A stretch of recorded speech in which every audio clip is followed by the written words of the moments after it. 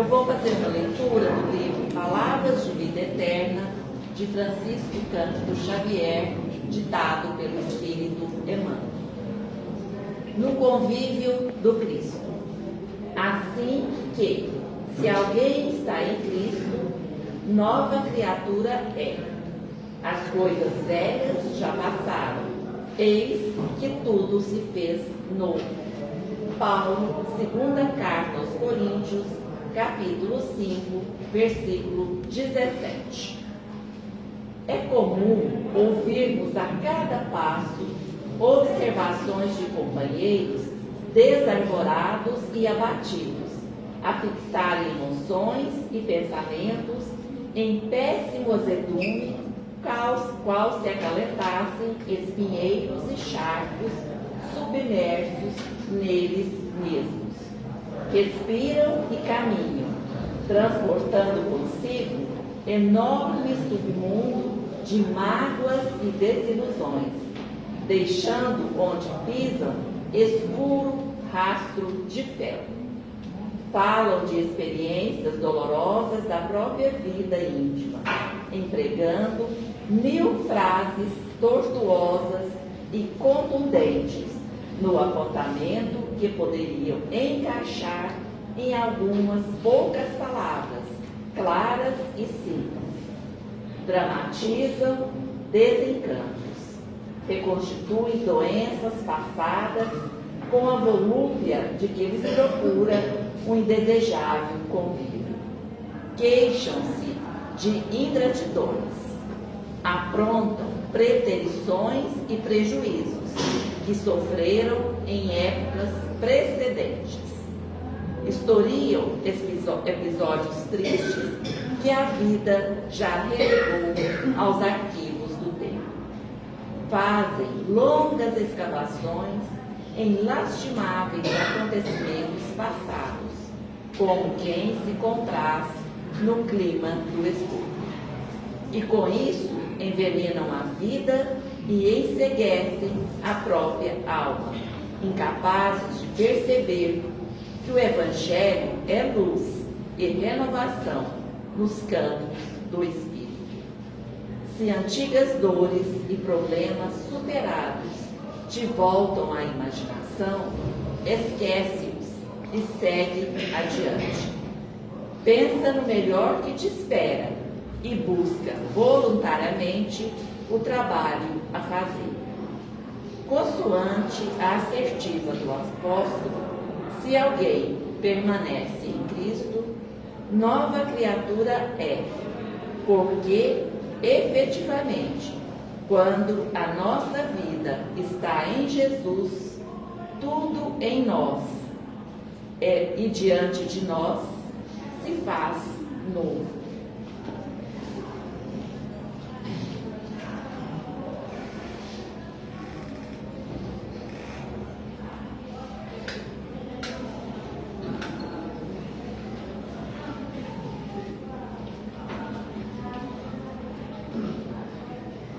Deus Pai Todo-Poderoso, nós estamos aqui na sua casa, te pedindo que o Senhor nos envolva com toda a sua paz, que derrame bênçãos sobre nós, que ilumine os nossos corações, que ilumine os nossos pensamentos.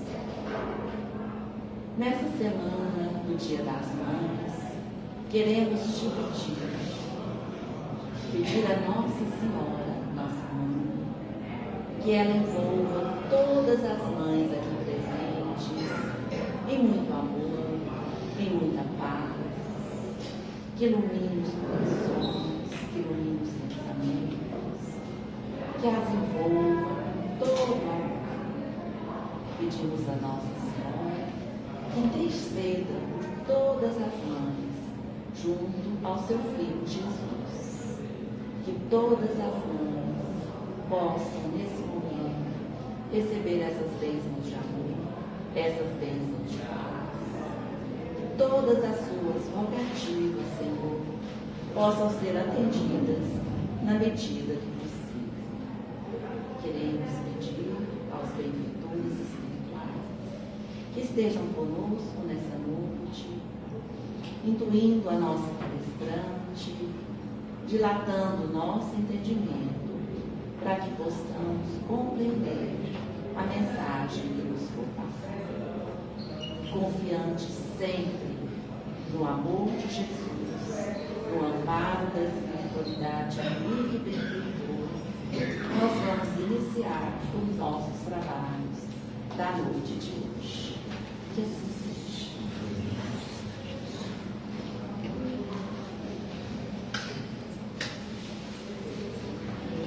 E é com grande prazer que a gente recebe a nossa palestrante, Tatiana. Seja bem-vinda.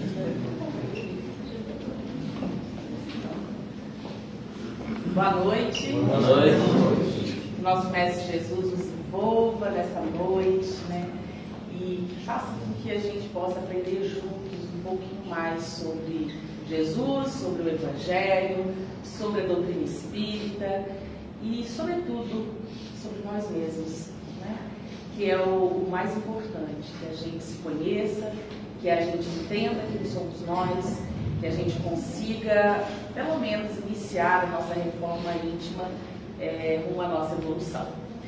E o tema de hoje é: meu reino não é deste mundo. Está no Evangelho, capítulo 2, tá? Do Evangelho, quem tiver o Evangelho, quiser, né, também ir acompanhando aqui. Eu vou começar lendo o item 1, uma realeza terrestre. Todo mundo já conhece esse momento, né? Que é um momento muito triste da passagem de Jesus. Triste para nós, que somos humanos, né? E que ainda enxergamos com os olhos da terra. Mas para ele, naquele momento, era um momento de cumprir a missão.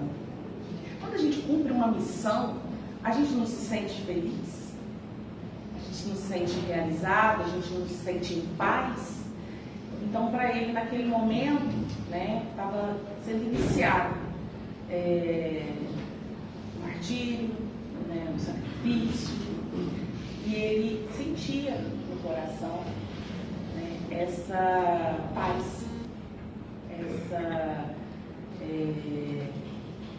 missão cumprida, né?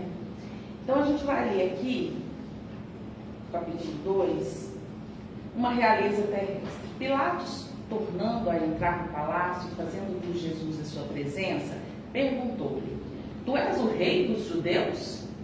Respondeu-lhe Jesus: meu reino não é deste mundo.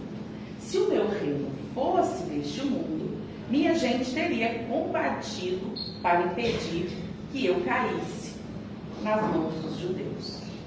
Mas o meu reino não é aqui. Aí Pilatos então pergunta: logo, tu és rei?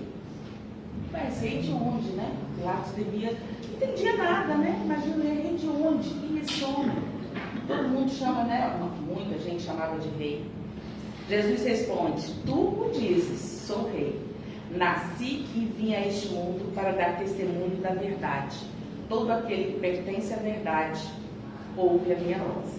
E aí a gente vai refletir juntos aqui em algumas partes da leitura, e que a primeira delas nos traz uma reflexão que é importantíssima na nossa vida como cristão: a humildade.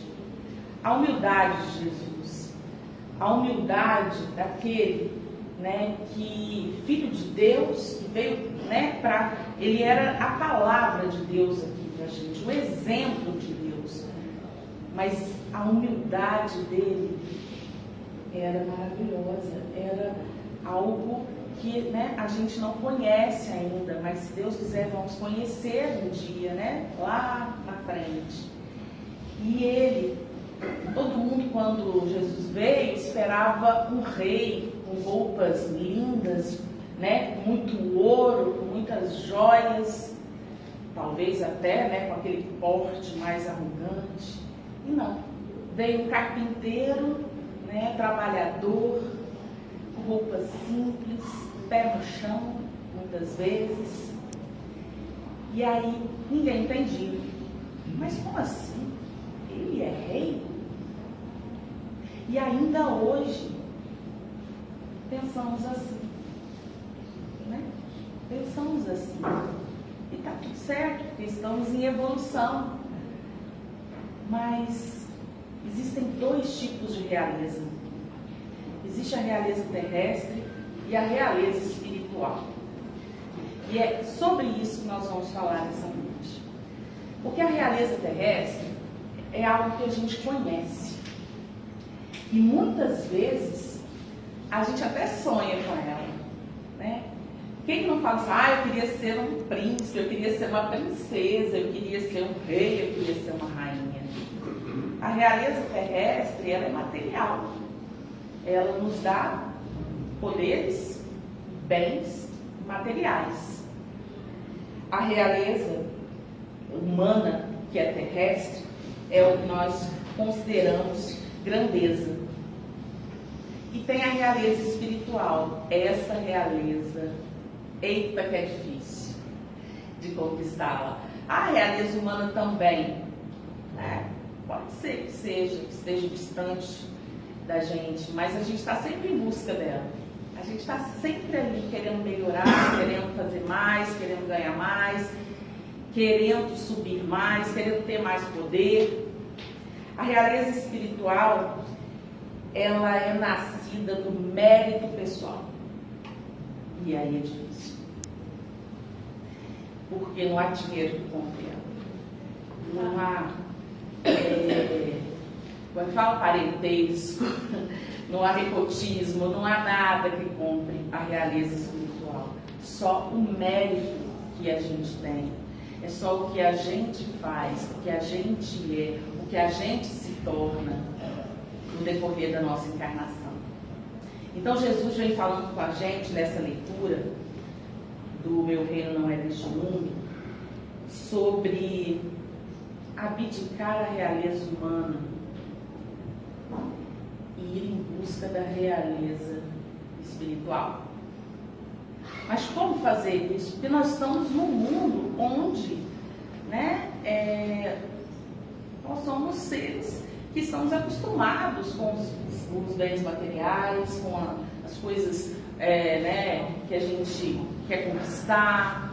Quando a gente nasce, já é meio que um padrãozinho, né? A pessoa vai estudar, vai trabalhar, vai comprar uma casa, vai comprar um carro e cada vez vai melhorar ali.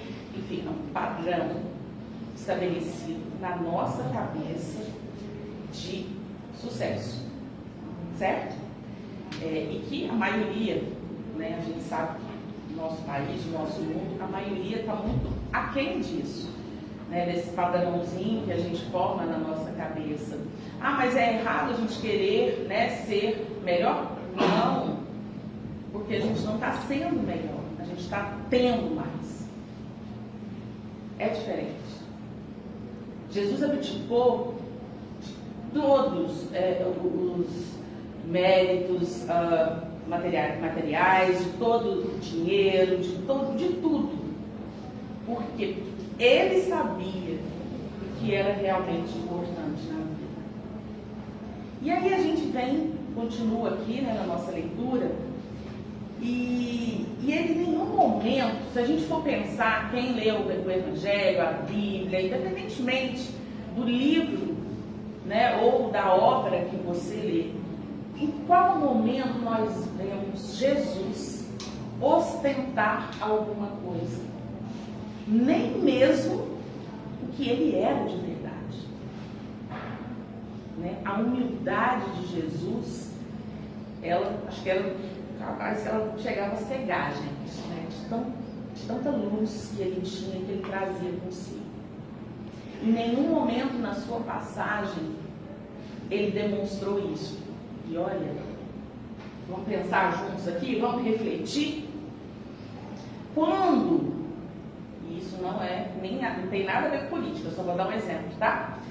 Quando você elege um presidente, um governador, um prefeito, o que eles fazem?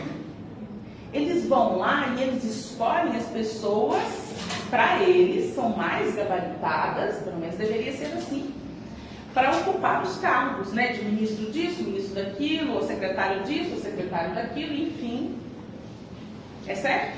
No nosso mundo material é assim, não, porque fulano tem PhD, né, em economia, então vai ser o ministro da economia, porque fulano tem, enfim, entende muito da área social, fez muitas viagens, né, conhece o mundo inteiro, vai poder nos ajudar.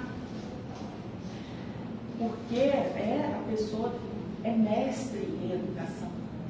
Então ela tem que ser ministra da educação. Aí Jesus vem, né? 2000 anos atrás. E quem Jesus escolheu para ser a sua equipe? Vamos dizer assim, de governo. Quem que ele escolheu para ser? Pedro. Um pescador nervosinho, né? Todo mundo sabe que Pedro era mais nervoso, mais assim, estressado, simples, com todos os erros humanos que nós temos. Ele escolheu quem? Os primos, né, que tinham pais, principalmente uma mãe que queria o nepotismo, né, queria que eles sentassem um do lado do outro de Jesus. Ele foi escolhendo, ele escolheu Judas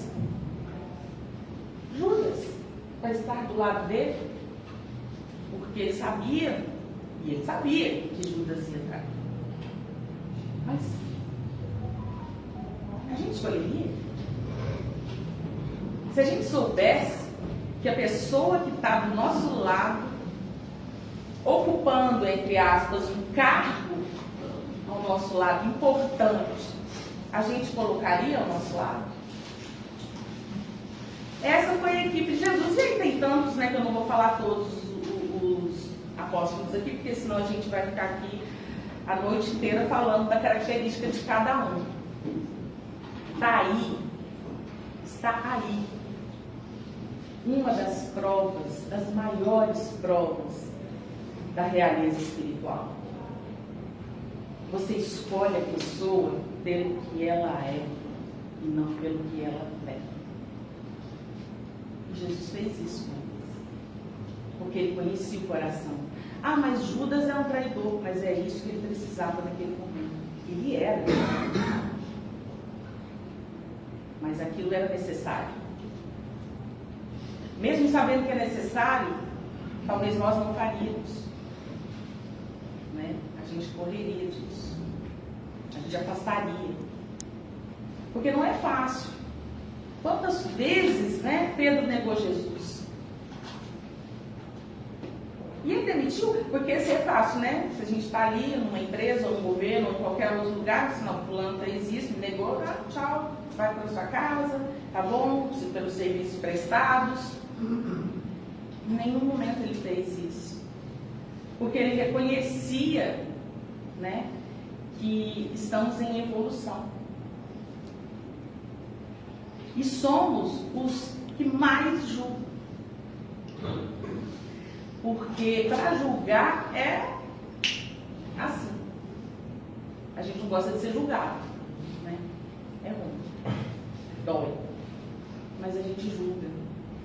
Então, quando Jesus escolhe aquelas pessoas para ficarem ao lado dele, para caminharem quilômetros e quilômetros ao lado dele, mesmo sabendo que ele ia ter um trabalhão, ele sabia, ele escolheu estar com eles. Ele poderia ter escolhido outras pessoas. Então, a humildade de Jesus é uma das coisas que nessa leitura nós precisamos entender. Porque muitas vezes quando falamos o meu reino não é deste mundo, não é deste mundo, é porque é reino espiritual, tudo. Não, nós temos que entender muito mais do que isso. Porque nós estamos aqui nos preparando para esse outro reino. E se quando a gente se prepara, a gente não tem, né, a consciência do que é preciso fazer, a gente vai chegar lá do mesmo jeito, não vai, né? Que a gente sabe que não chega, mas bem parecido. E aí vai voltar de novo, e vai de novo. Então, todas as vezes que a gente lê o Evangelho, ou qualquer obra que deixaram para nós, a gente precisa interpretar mesmo. A gente precisa entender, e eu falo que a gente entende, porque executar é muito difícil.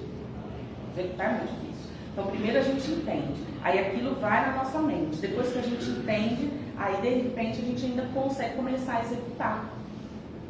Mas se a gente falasse, não, eu li isso aqui, nossa, amanhã mesmo eu estou fazendo isso. Não conseguimos ainda, né? Mas que bom que a gente tem a obra para ler, entender e um dia começar a agir. E aí, seguindo, né, ele nos chama a atenção também para uma outra questão, que é a vida futura. E que é o nosso mundo interior também. Sabe quando ele fala assim, nasci e vim a este mundo para dar testemunho da verdade. Que verdade é essa? Que verdade é essa? Que a gente, às vezes, quando lê isso aqui, o que vem na nossa cabeça? Que verdade é essa que ele veio para dizer para a gente? E o pior é que ele não veio só dizer, não. Ele veio mostrar. A verdade é que a gente precisa amar. O amor é a única verdade que Jesus trouxe para nós. E eu brinco que é disfarçado de várias ações. Mas se a gente for resumir, é o amor, o verdadeiro, que nós ainda não entendemos. Porque nós ainda somos egoístas, nós ainda somos orgulhosos, nós ainda somos ciumentos, nós ainda temos muitas amarras no material. E aí, ele vem nos ensinando. Lá atrás, quando ele ensinou, a gente, talvez ainda veio, porque com certeza nós estamos aqui porque nós já aprendemos muitas coisas. Porque de repente, quando a gente lê, e fala, fica até meio deprimido, fala, nossa, gente do céu, eu ainda não entendi essa verdade, eu ainda não entendi essa realeza espiritual. Não, mas já entendemos muitas coisas, podem ter certeza. Que para chegar até onde nós estamos, dentro dessa sala, dentro de outras religiões, porque não é só o Espiritismo. Eu acho que o Espiritismo ele nos dá, como eu já falei aqui outras vezes, uma lente de aumento. Tá? Mas não é só aqui que a palavra é dita.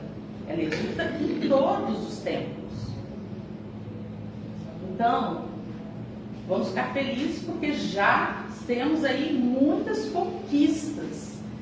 Mas quando ele fala da realeza espiritual, e aí, gente, tem uma coisa que sempre quando eu falo de Jesus, a gente conversa com amigos ou com pessoas conhecidas de outras religiões, eu convivo com muitas pessoas evangélicas, católicas, enfim, de outras religiões. A gente vai percebendo que nós colocamos Jesus no lugar de adoração. E tem problema adorar Jesus? Não, claro que não. Mas não é só adorar. A gente precisa conhecer Jesus. A gente precisa entender por que ele esteve aqui. Senão, vai ser simplesmente, com todo respeito, um objeto de adoração. Um homem em que você vai lá e adora, e admira, mas não entende, não compreende o que ele veio trazer para nós. Então, quando a gente fala de adoração, que não é ruim, porque Jesus trouxe muitas coisas boas e exemplos maravilhosos, mas precisamos seguir esses exemplos. E como seguir os exemplos de Jesus? Porque, como eu disse no início, Jesus é, na verdade, o que Deus tinha a nos dizer, tem a nos dizer todos os dias. E ele veio aqui e falou de uma forma muito forte.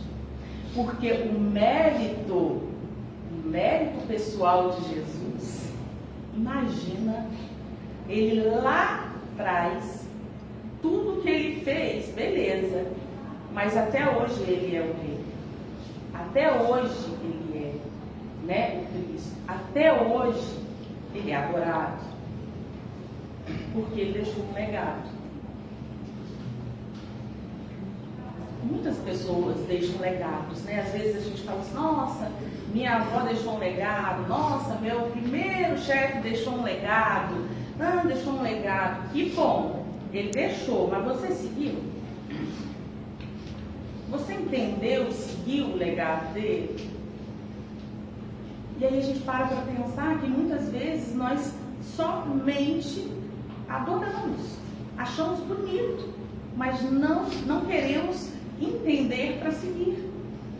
Ele fez isso, mas isso não é para mim.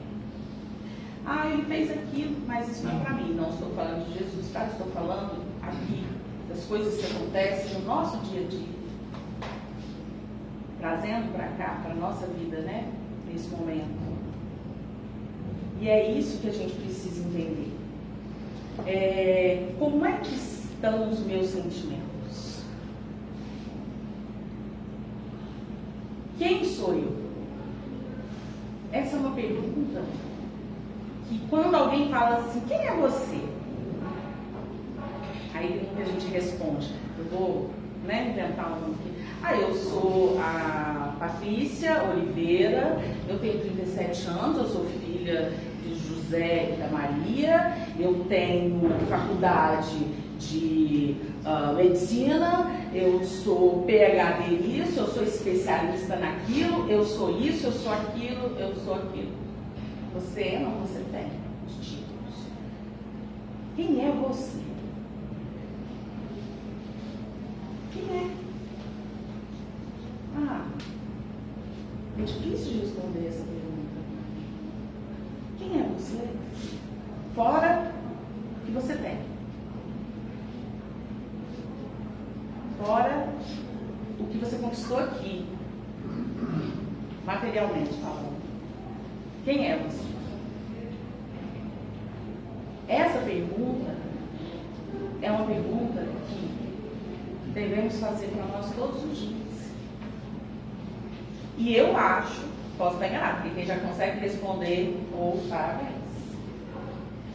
Mas um dia nós vamos conseguir, sabe por quê? Porque nós vamos começar a pensar nisso. Quem sou eu? Eu sou uma pessoa boa?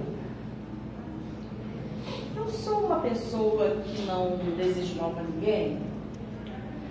Eu sou uma pessoa que, eu sou boa, mas tem aquele negócio da ação e reação, né? Se fizer, vai levar. Você sabe aquela coisa assim, não guarda o almoço para o jantar? Eu sou uma pessoa que guarda o almoço para o jantar. Eu sou uma pessoa como Gandhi. Não sei se vocês conhecem essa história. Eu ouvi numa palestra do Haroldo Dutra, em que ele fala o seguinte sobre aquele episódio de Gandhi com, na verdade, vamos colocar aqui como se fosse um policial, e que ele, ali com toda aquela paz de Gandhi, com todo aquele movimento, que ele conseguiu fazer, ele chegou e ele deu um tapa, e ele continuou do mesmo jeito. Aí ele, como assim, não sei o que, ele deu outro. E ele continuou do mesmo jeito. E ele deu outro. Aí ele perguntou para ele, quem te ensinou a ser covarde assim? E aí, com toda a doçura, ele disse, esse que está pendurado no seu pescoço. Ele tinha, um colar de Jesus. Ele era cristão. Pelo menos ele se dizia cristão. Então, a gente tem que se conhecer. A gente tem que entender o que é realmente ser cristão? Pelo menos a gente tem que tentar começar a entender. Porque, fulano é espírita, fulano é evangélico, então tá tudo certo. Gente, não existe isso. Existe a pessoa, não a religião. Existe a pessoa. É por isso que eu falei, quem é você? Quem sou eu? Eu estou aqui nesse lugar para viver bem ou para viver do bem? Porque viver o bem, a gente já falou aqui algumas vezes, não é fácil. Viver bem, todo mundo quer, e está tudo certo, né? Mas e viver o bem? Como que a gente pode conquistar isso? Porque viver o bem está interligado totalmente com a realeza espiritual.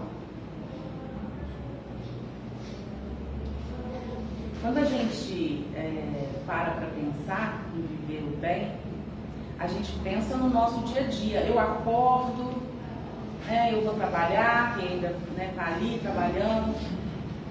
E quando eu chego no meu trabalho, eu sou uma pessoa que vive bem?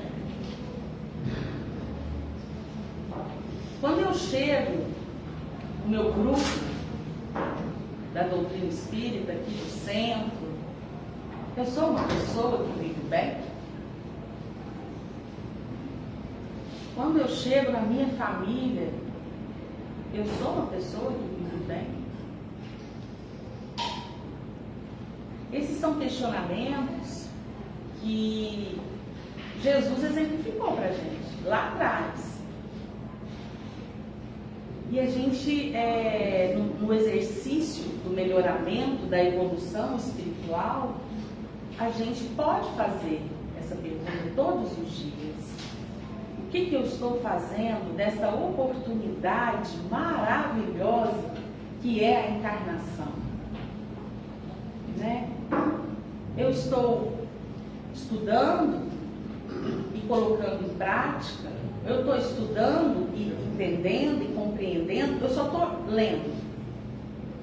E eu digo que assim, o Evangelho, eu já sempre falo aqui, né? Vocês têm alguém que nunca não esteve aqui, que é a primeira vez quando o meu Evangelho é assim, gente, porque ele está cheio de coisas que eu não tenho coragem, sabe, de desfazer, porque são entendimentos de anos que a gente vai ler uma vez, ler duas vezes. Eu não sei vocês, quando lê a Bíblia ou o Evangelho, vocês leem hoje, mas daqui a um ano vocês estão com a vida completamente diferente, você lê, você entende diferente.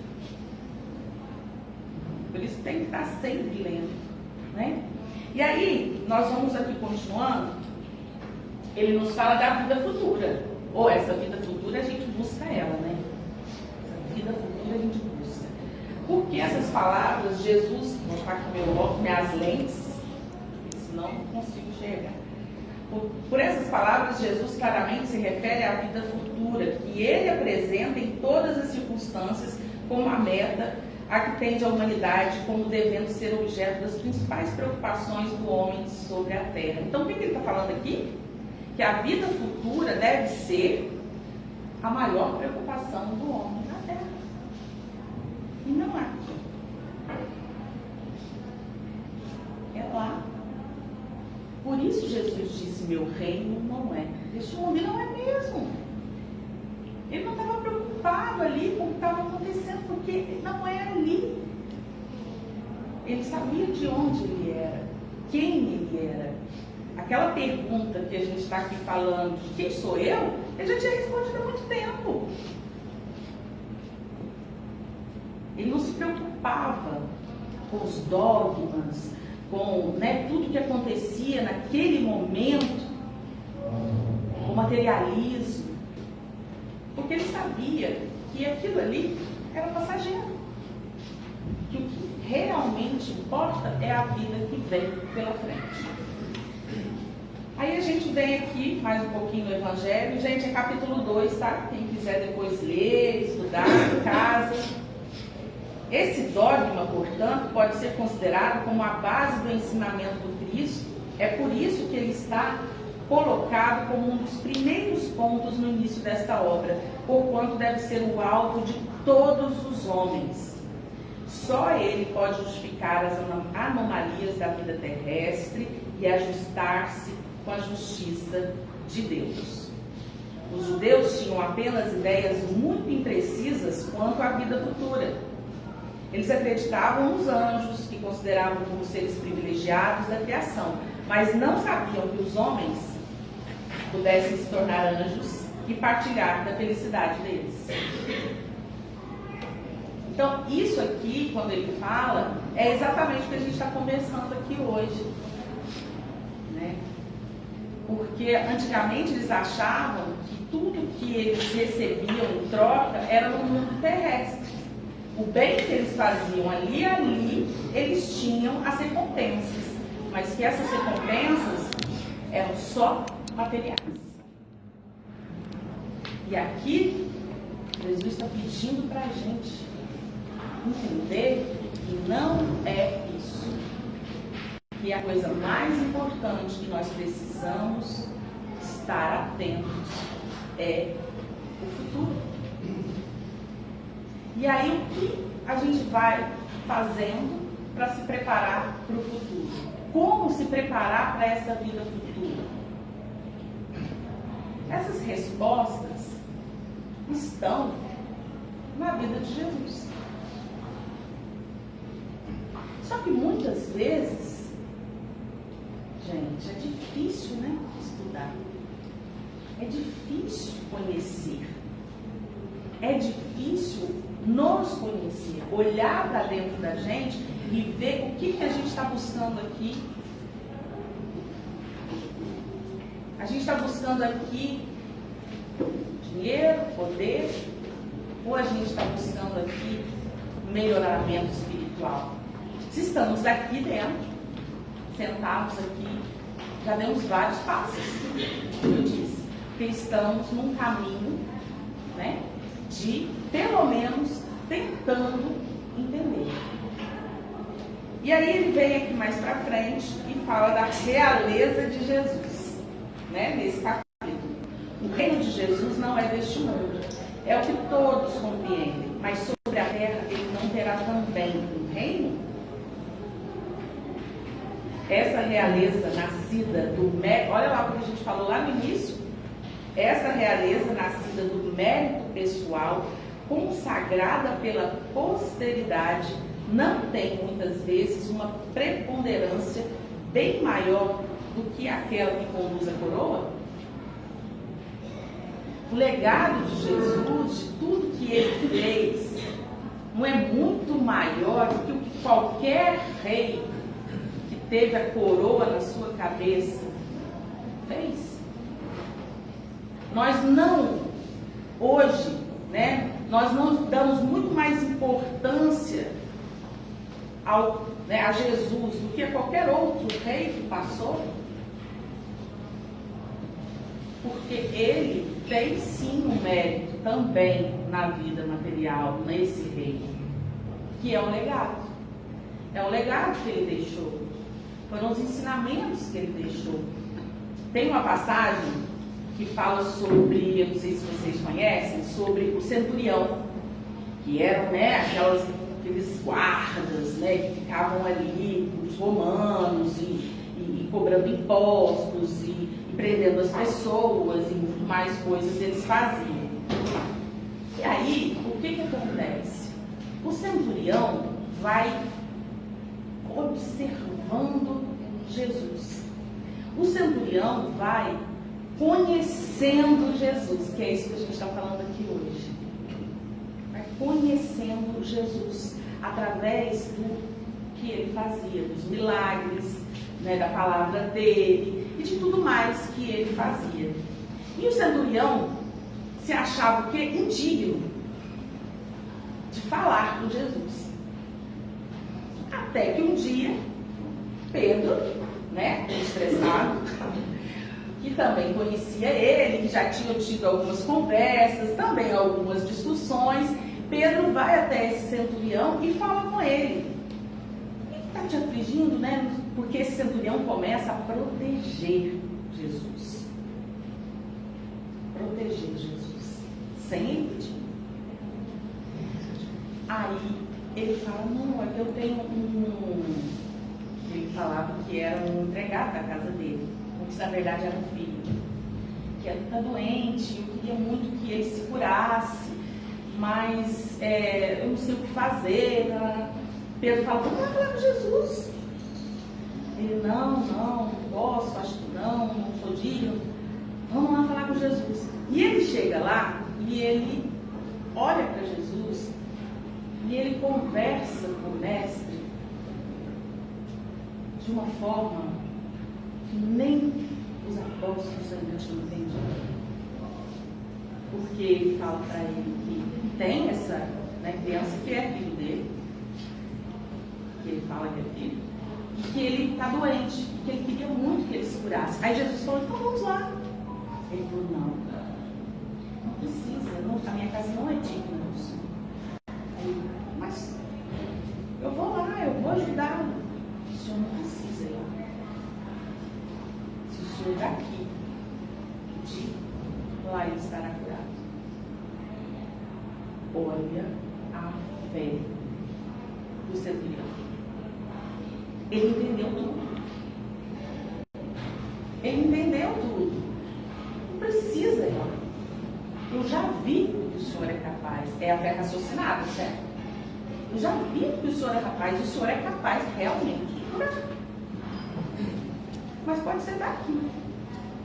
E aí Jesus fala, naquela reunião que estava tendo, que ele tinha entendido muito mais do que todos que estavam ali seguindo ele há tanto tempo. Porque ele acreditava em Jesus.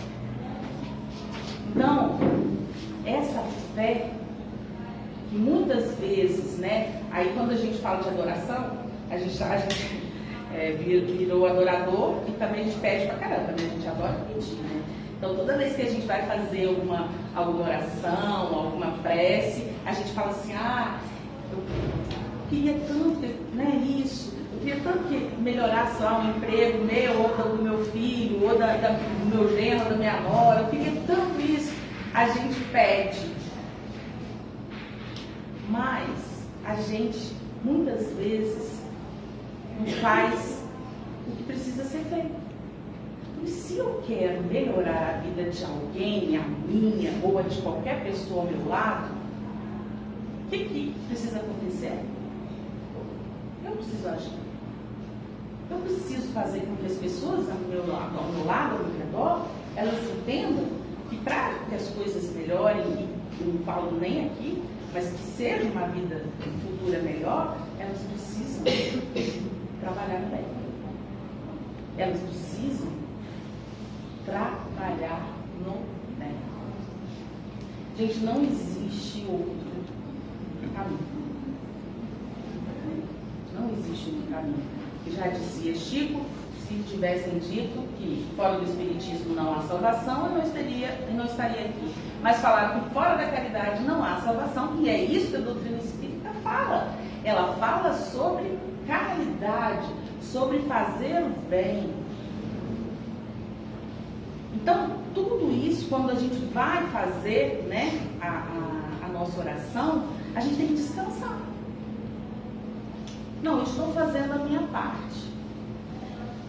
Vou dar um exemplo, mas é um exemplo assim, do dia a dia. Às vezes a pessoa está desempregada. Está desempregada. Não está tudo certo, gente, Quem é que nunca ficou?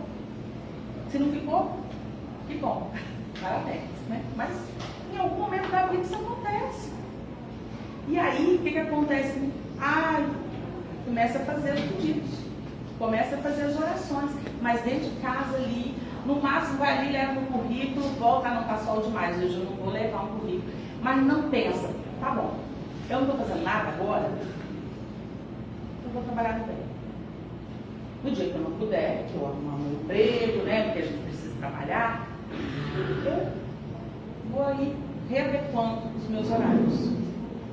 Não, a gente fica parado em casa, sofrendo, se lamentando. falando, ah, meu Deus, eu acho que o Senhor esqueceu de mim. Não esqueceu não. Ele está lá só assim. Vai, meu filho, faz alguma coisa.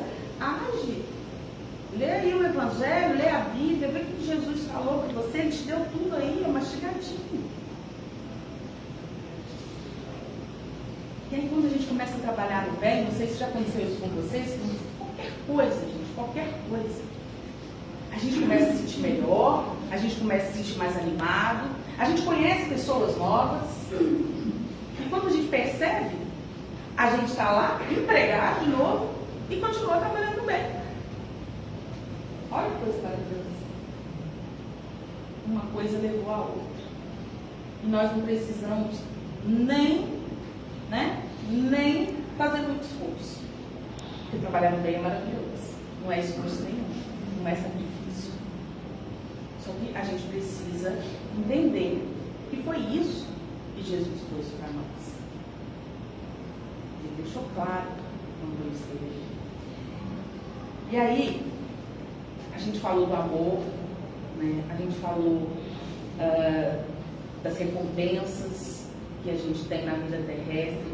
Então, para a gente ir encerrando, lembra quem assistiu o Nosso Lar? Nosso Lar mostra de uma forma espetacular. André Luiz não gostava de atender pacientes que não tinham condições para pagar. E está tudo certo, ele sabe disso, né, gente? Ele não gostava de atender. Mas a secretária, olha, gente, como seria importante ter um anjo daquele na nossa vida, né? Imagina se todo mundo tivesse uma pessoa daquela na nossa vida para falar assim, não, olha, atende isso aqui, né? Faz isso aqui. Só dessa vez, que era o que ela fazia. E ele ficava muito nervoso, mas eu acho que talvez em respeito a ela, ao trabalho, né? A gente não sabe muito o que passava na cabeça dele, ele atendia. E olha como aquilo foi maravilhoso quando ele se encarnou. Vocês lembram do encontro que ele teve com aquela senhora? E ele lembrou, né? Que ele odiava atender o marido dela. Era horrível, toda vez que ele chegava esfatizado, não sei o quê. Mas olha só, na vida futura, aquela mulher foi tão importante para ele. Aquela mulher que ele não sabia nem o nome. Aquela mulher que ele talvez nem tenha olhado nos olhos dela quando ele atendeu ela. Mas lá na vida futura, ela fazia, quando ele se encarnou, preces para ele. Ela rezava por ele, ela pedia por ele. Então, meus irmãos, a gente precisa escolher, e é uma decisão de cada um. Qual é o legado que eu quero deixar? Não só para os filhos, para quem te conhece, para quem trabalha com você, mas para todo mundo que se encontrar. Qual é o legado que eu quero deixar? Quem é você? Quem sou eu? E assim a gente ir conquistando aos poucos os nossos bônus hora, porque também existem lá, né? Existem, mas não é uma troca, é um prazer. Sabe, você começar a trabalhar no bem tem que ser genuíno, tem que ser, sabe, uma entrega. E seja lá o que for, é isso que Jesus traz pra gente em todas as leituras. Ah, mas eu ainda não sei direito, não precisa saber não. Não precisa saber não, vai lá. Todo mundo sabe, descascar um legume, todo mundo sabe, e se não sabe aprende, né, gente? Todo mundo sabe, de repente, colocar uma linha na agulha, é isso. Porque cada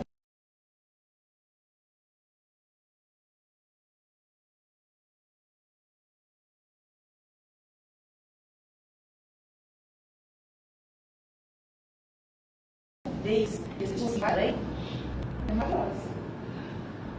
Então hoje, quando eu vim aqui para a gente refletir juntos, porque a gente está estudando juntos, tá? E eu agradeço a Deus a oportunidade de estar aqui podendo estudar com vocês. todos os dias da minha vida eu agradeço a Deus. Cada ensinamento que eu li, e se eu não coloquei em prática e não entendi, que Ele coloque novamente, para que eu aprenda. E aí, para encerrar, deixo aqui algumas perguntas. Como está o meu reino interior? Como estão os meus sentimentos?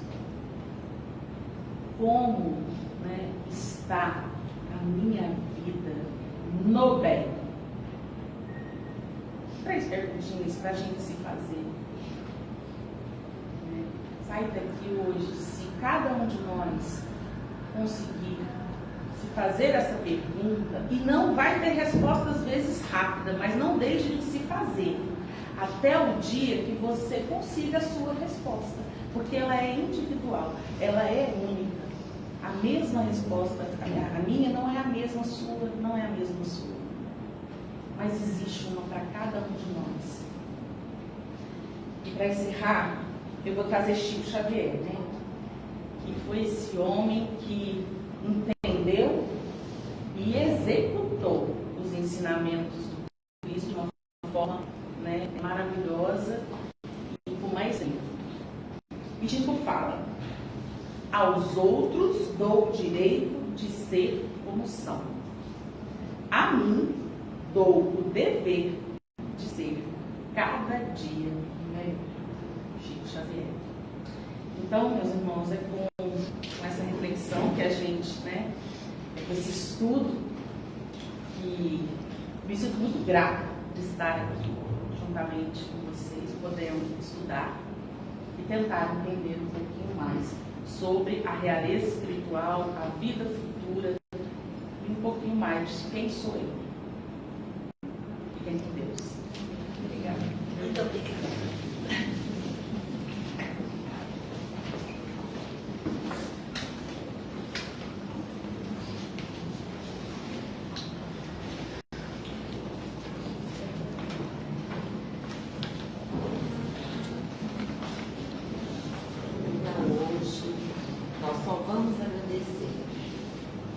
Agradecer a Jesus pelos ensinamentos, pelas oportunidades, agradecer a Deus por essa oportunidade de estarmos aqui reencarnados, tentando fazer o melhor, tentando fazer aquilo que a gente já consegue.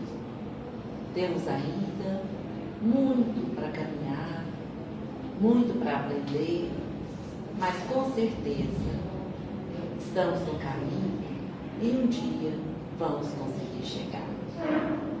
Queremos agradecer a Jesus por essa noite, por essas mensagens que nos foi passada. Agradecer e pedir que Ele continue conosco, que nos acompanhe até os nossos lares. Que essas boas vibrações que estamos sentindo agora possam nos acompanhar e possam ser estendidas a todas as pessoas que lá nos esperam.